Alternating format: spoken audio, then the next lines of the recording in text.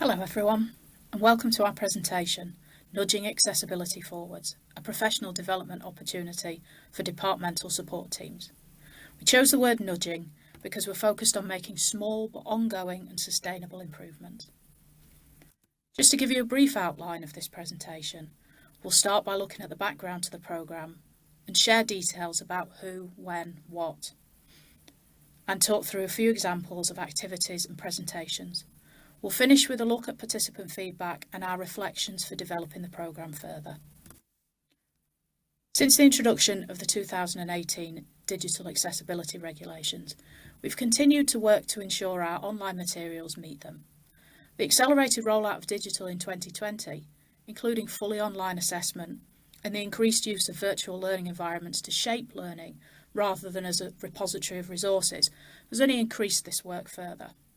The experiences of the past few years have highlighted both successes and challenges in the area of digital accessibility, and the programme we discuss in this presentation is one of the ways that we've addressed these challenges. We know that inaccessibility is a barrier for students with disabilities, and that accessible content improves everybody's experiences, and we know that staff are willing to contribute but don't always have the knowledge or the skills or the confidence. Professional services staff are increasingly involved in the management of Blackboard courses, communication with students, and the creation of staff and student-facing materials.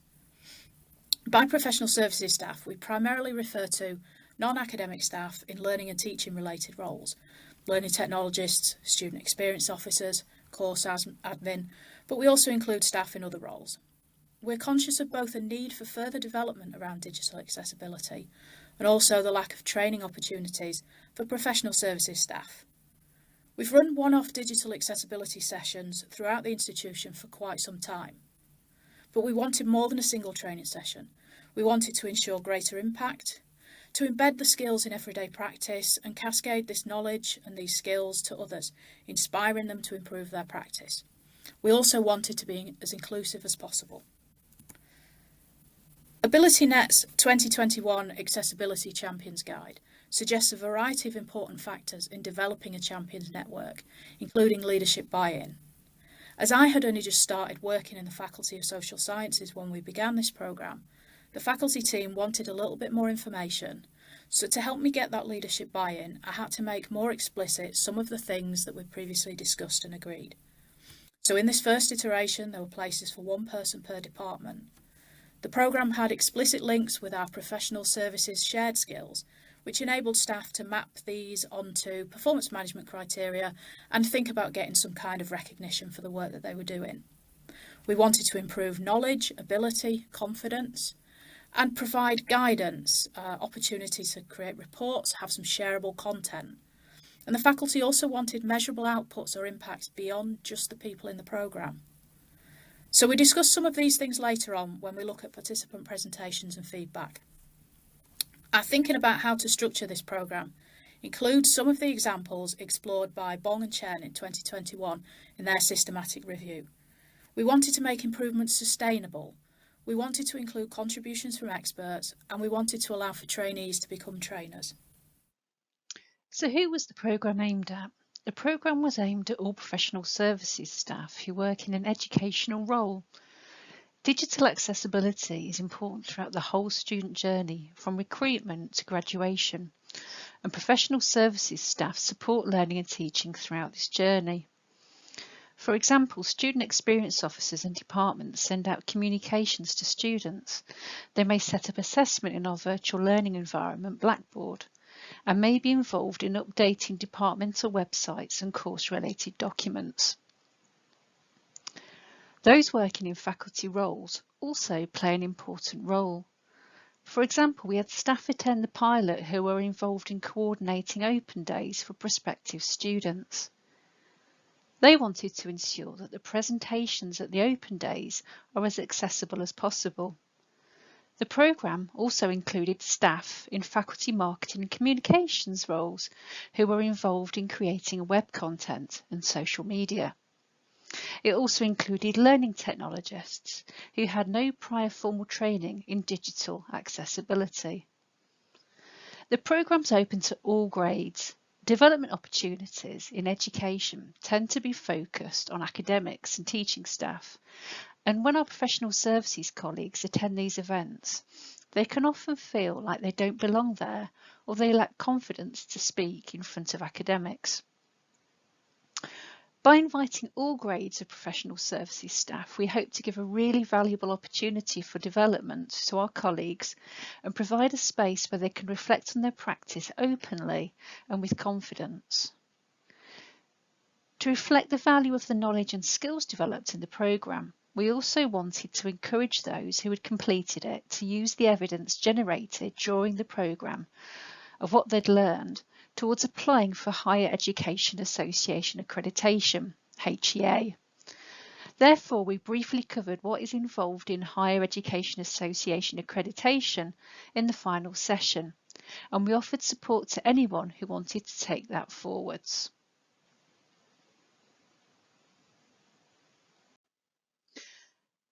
When did the programme run and how long was it? The programme ran between November and March. This was purposeful to avoid the busy start of the academic year. We let departmental managers and staff know about the programme in the summer break so that staff had an opportunity to discuss the programme with the line managers and include it in the annual reviews. We made it clear when advertising the programme that there was a time commitment of around 27 hours for the entire programme, which was held over 9 fortnights, and that included breaks for seasonal holidays such as Christmas and Easter. Each fortnight, so each block of 2 weeks, consisted of one taught session of an hour, one discussion group of 1 hour, and 1 hour of self-paced independent activity based on a reflective journal that we provided. So to give an example of how that worked, Session 4 was an hour's taught session on creating accessible video, audio and images, and it was led by one of the digital learning team. After the session, the participants were asked to review a video or an audio recording, or to find an image which was difficult to describe to bring along to the discussion group. The prompts they were given were as follows. What did you find accessible or inaccessible in the video or audio recording? How could it be improved? What makes the image difficult to describe? What did you write for a first try and what are you not happy with? It was followed the next week by an hour's discussion group with a small group of no more than 5 participants addressing the activity and discussing what they'd chosen to review, what accessibility issues they'd found, and what they would have or had actually improved and how they'd done that. In the discussion group that I ran that week, I found that they wanted some reinforcement in writing effective alternative text in different contexts. So we did some pair work using the Poet image description tool. The link to that tool can be found in the slides which I provide.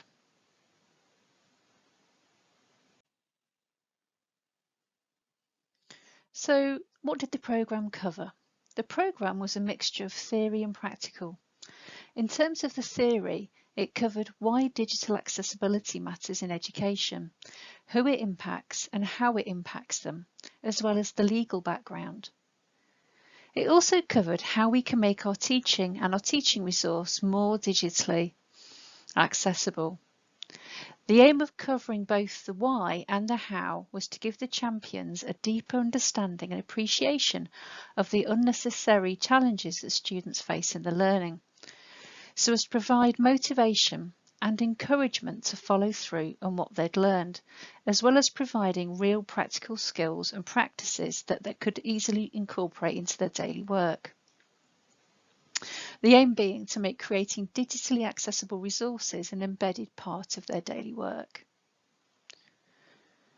Rather than trying to plan and deliver it all ourselves, we decided it was important to recognise that we are not experts in everything at all. And that was something that we wanted to pass on to the champions as well, to demonstrate that it's okay to say, I don't know, but I can find out. We also didn't practically have the capacity to do it all ourselves, as each of us has a much wider responsibility in our faculties and departments in digital learning. We don't only work on digital accessibility. Therefore, we asked others from the university to deliver sessions. This was a really nice exercise in collaborative working, and it allowed us to work in a way that broke down the barriers of what can be very siloed working when working in a large institution. We asked colleagues from different teams, including those with a particular expertise, such as digital accessibility and media, those with a lived experience of disability, colleagues from disability services, colleagues who have direct experience of working with students and student staff committees in faculties, colleagues in widening participation and in academic development. The fortnightly discussion groups were a space to reflect on independent activity, to clarify and reinforce what they'd learned in the taught session, as well as providing an opportunity to extend their learning. These were warmly welcomed by the champions, who found the groups a useful, supportive and reflective space. They commented that they found it helpful to hear from others across the university about how they had approached specific challenges. The groups were deliberately kept small, with no more than 5 participants, to facilitate a good flow of discussion, to build a relationship of trust, and to give equal time to each participant. In the discussion groups, we reviewed the previous week's independent activity, talked about any challenges they'd encountered in completing the activity, and answered any questions that they had. We also discussed how this related to their roles and how they might implement it in their daily work. A key aim of the programme was to build a reflective and supportive professional community. So in addition to the discussion groups, we also set up a Google chat space where any of us could share resources we'd come across, ask questions and interact with each other. So here's an example activity of one of the independent self-paced activities that participants were asked to complete in between the taught session and the discussion group. These activities were included in the reflective journal that participants were encouraged to complete. So after the second session on creating accessible documents, they were asked to create at least one accessible document to be able to show and discuss in the group. In the discussion group, we discussed the following prompts. What type of document did you make? How was the process different from other documents you've made in the past? Was there anything that you found difficult? This led to questions about how to do certain things, such as how best to describe an image in certain contexts, and that led in turn to participants sharing their own approaches and their own ways of working. It also helped to identify learning outcomes that needed further reinforcement, and these could be addressed in future discussion groups via chat or via email. So how did the programme break down? What were the sessions? So it broke down into 9 taught sessions. The small discussion groups were held in between each of these taught sessions. The first session introduced the programme. It explored why digital accessibility is important. It set some ground rules for the discussion groups and the taught sessions, such as avoiding discussing or documenting individual students or cases, making it clear that participants may choose to disclose their own experience of lived disability, but they didn't have to. There was no expectation that they should, and that anything that was sensitive that was discussed in the room must not be shared with anyone else. We used an audience response tool, a polling tool called WooClap, to encourage participation and to help make participants in that first session feel welcome and comfortable with sharing in the first session. We asked them to put what they hoped to get out of the sessions. We talked about what the sessions would cover and what it might mean to be a digital accessibility champion. We were clear that it wasn't about bearing the responsibility of a department's digital accessibility, but instead it might be about having conversations with others and demonstrating a willingness to learn and to care. Following the first session, we had a taught session on creating accessible documents. We primarily use Google Docs at the university, although Microsoft Word is also used. So that session covered the main considerations in creating accessible documents, such as using defined header styles to structure a document, which fonts to select, how to use colour, and also how to write alternative descriptions for images. The next sessions went on to explore accessibility inspectors such as Blackboard Ally, the Microsoft Accessibility Checker, and the Adobe Accessibility Inspector. They went on also to cover video, audio and images, which covered transcripts, captions and image descriptions.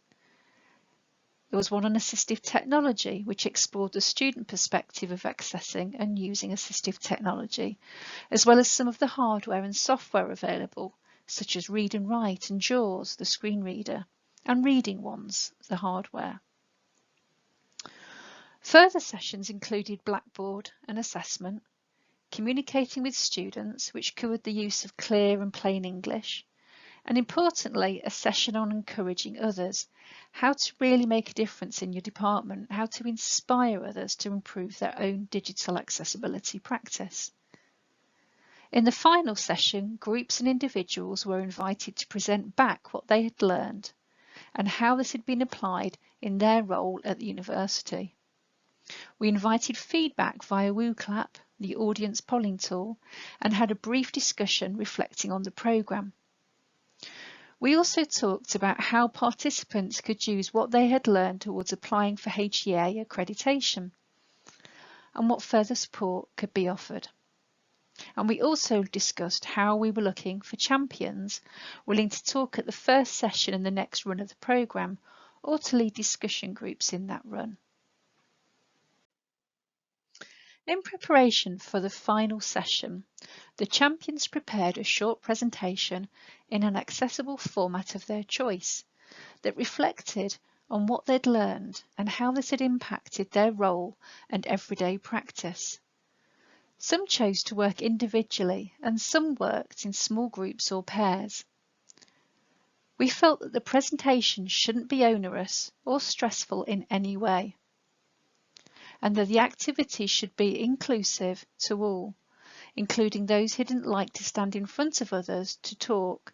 So whereas some created Google slide presentations, which they shared in the session, others chose a more collaborative, informal approach of gathering their group ideas via things like Google Jamboard, and then a nominated member of the group talked through those Jamboard items briefly in the session. This is one example of an excerpt from a champion's presentation, where they talked about how they had implemented what they'd learned in their role. This person had worked hard to improve accessibility in our virtual learning environment, Blackboard, in their department, through improving their Blackboard template. This included standardising assessment information by including guidance on using assessment tools, unfair means information, requesting deadline extensions and using yellow stickers. This is a way that students at our university flag up in assessment if they have a learning support plan requirement that the marker may need to take into account, such as dyslexia. They also provided a link to a central Google Sheet summarising all departmental assessment deadlines, rather than relying on the use of tables within Blackboard, which can be inaccessible. They also included a new staff-only area with links to all relevant guidance on setting up assessments, providing accessible content, etc., so that staff could easily find that information. This demonstrates just how important the programme had been in supporting these colleagues to make a real positive difference to student experiences. By improving the template, this colleague was actually improving all of the Blackboard courses in that department. The participants appreciated hearing how others across the university had implemented what they'd learned, and it prompted further discussion and questions and led to the sharing of good practice and informing new collaborative relationships across departments in digital accessibility. Hi, I'm Jenny, and I'm going to take you through the feedback that we got and our reflections, as well as a bit about what we're going to be doing next. So, as you saw from the presentations, participants had been doing what we hoped and nudging accessibility forwards, or in some case, pushing quite forcefully. Our initial reflections were very much, let's do it again, but bigger and better. There were plenty of things that we felt hadn't worked as well this time that we wanted to improve on, and I'll talk about some of those later. This year we're expanding so that the programme is going to be open to any professional services staff across the whole university who support education. We're taking a broad definition of what it means to support education. There are staff from HR who run staff training sessions, as well as interest from marketing and IT services. That's alongside the people that did it this year who maybe worked at faculty level or department level, supporting students and supporting academics. So I'm going to take you through some of the information that we got about feedback. We were very clear that with this being the first time we'd run something like this, the feedback was very important to us. There were continuous opportunities for feedback throughout, but we only got consent to use some of that final feedback in presentations. I've tried to pull out the things that are representative from across the whole programme and split the feedback into what worked, barriers to participation and suggestions for improvement. So the things that worked, having taught sessions and then time to reflect, try things out and ask questions with the discussion groups worked really well. People could share ideas and tips, or they could demonstrate things, and they valued that and gave good feedback on it. This was also true from our side as well. It was often the highlight of my week getting to spend an hour talking to people who care about digital accessibility and improving the student experience. Most people had different favourite sessions, often related to their roles. That seemed to suggest we got the balance about right.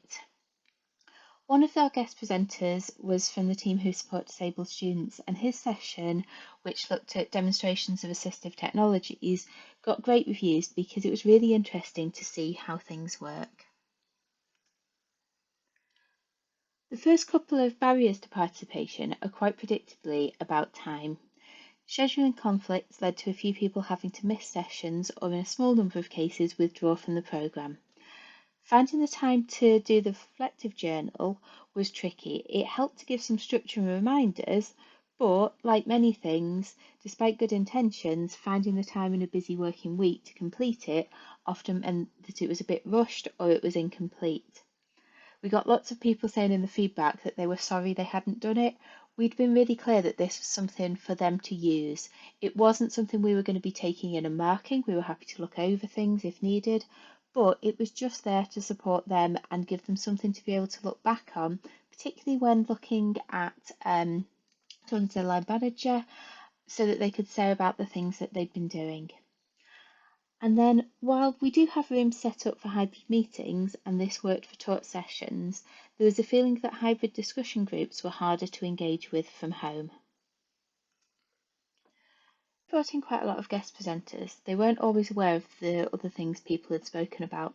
That led to some amount of repetition of the topics. So, for example, alt text came up across 3 sessions, which was probably more than it needed to. Not all of the topics were relevant, which we knew would be an issue from the variety of roles and the prior understanding. There were some staff who didn't really use particular things like Blackboard or videos, and others who wouldn't be directly involved with the department. So we had quite a lot of different people doing this course. As I said previously, with everyone having different favourite sessions, the balance was probably about right, as the ones given as less relevant were definitely very relevant to other people. More student voice was a common theme. Many of our participants work closely with students and are keen to make sure that we're including their voices. From this feedback and our own reflections, we're looking at how to refine the programme this year. So, in terms of refining the programme, there are a number of things that we're looking to do. I've split it into organisation, taught sessions and discussion groups. First up in the organisation, we had initially debated running sessions on different days, but felt that it was important people were able to attend the whole programme, and having a consistent day and time made this more likely. Currently, it's only running once a year, but we've moved from Wednesday to Tuesday, as there's been a few people interested last year who didn't work Wednesdays. If we're running it again next year or looking to run multiple courses in a year, we'll try and cover other days as well. We had initially talked about having a Blackboard course alongside the sessions, but decided against it, partly because of time constraints. Everything was in a shared Google Drive folder. Didn't give the best experience though, so this time we'll be having an online course alongside the programme. As an institution, we're moving across to Blackboard Ultra in a few years, so it seems natural to create something on there. It's going to be a nice opportunity for us to use it and for participants to experience being a student. My Development is our system for booking and recording training and development. It's quite new, but this time we'll be able to record people's attendance. That helps with feeding into annual reviews and having evidence for conversations with line managers or looking for other jobs. Some of the participants have used the work they've done as evidence for Higher Education Academy accreditation. That's something we'll be emphasising earlier on and signposting people towards our team who support this process, as it helps to show the value of the work as well as being useful for career progression. So we want to make sure people have got time throughout the whole of it to be collecting the evidence for that and that they can be making sure that the work they're doing is being recorded. With the taught sessions, we're sticking to mostly the same. Not all topics were relevant to everyone, but the balance was about right, with people rating different sessions as most useful depending on their roles. There are a few minor changes to include accessibility checking in the relevant sections instead of as a one-off, and then splitting up Blackboard and assessment so that we've got separate sections for that, because there's a lot to talk about in both of those, particularly around inclusive and accessible assessment. We found that there were some people from departments with loads of really good experience that we're going to be drawing on to pull into that session this time. We invited specialists along to talk about their areas, and it was great to have input from different parts of the university, but that did lead to some of the overlap and repetition.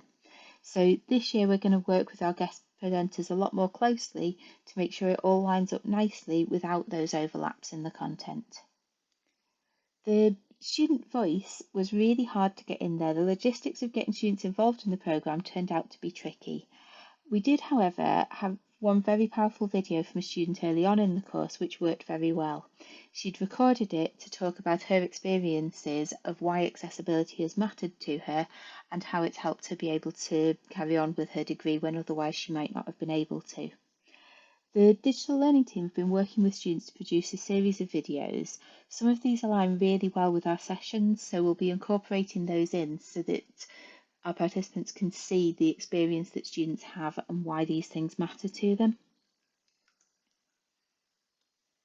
With 48 participants this time, there's going to need to be some changes to the discussion groups. Previous participants are going to be facilitating some of our discussion groups as we can't do it all ourselves this time. We asked at the end of the programme if anyone would like to lead a discussion group. 5 people volunteered and would like to be involved this year, with a few others who would like to do it in future but couldn't right now for various reasons. Previously, we'd split these discussion groups up by faculty, which resulted in quite uneven group numbers. Mine only had 3 people and the largest had 13.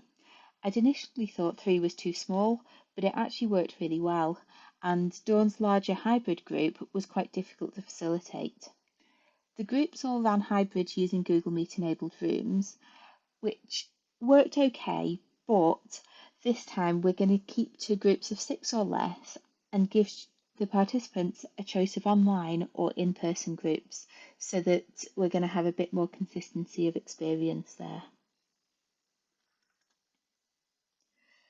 So, final reflections. This is a quote from one of our participants when we asked about what advice would they give to someone thinking of applying to the programme. It also sums up really well how I felt about running the programme. I learnt things from Dawn, Sarah, the guest presenters, and from our discussion group. It was fantastic to hear about the changes that participants were planning. Working with professional services staff has a direct impact on students, but it also helps to shift the culture in departments. One of my discussion group came in one week, jokingly said, "I hate you now because you've made me question everything and start telling the academics off and raising things in meetings constantly." She's now recruited another 3 people from her office to apply this year because they've seen that it was really useful and how much confidence it's given her. If you're thinking of doing something similar, then go for it. We'd love to hear about it, as well as sharing our ideas, sharing resources, and learning about what you might change to put it into different situations. So, with that, it's a pre-recorded session, so there's no chance to ask questions or come and tell us about similar things that you're doing and talk about ideas, but we'd love to hear from you. I've put all of our email addresses on this slide for you, and please do get in touch if you've got anything you wanted to ask us about, talk about, or just want to tell us that you're doing something similar so that we can share ideas and talk about what's working and what we could do better. Thank you very much for watching.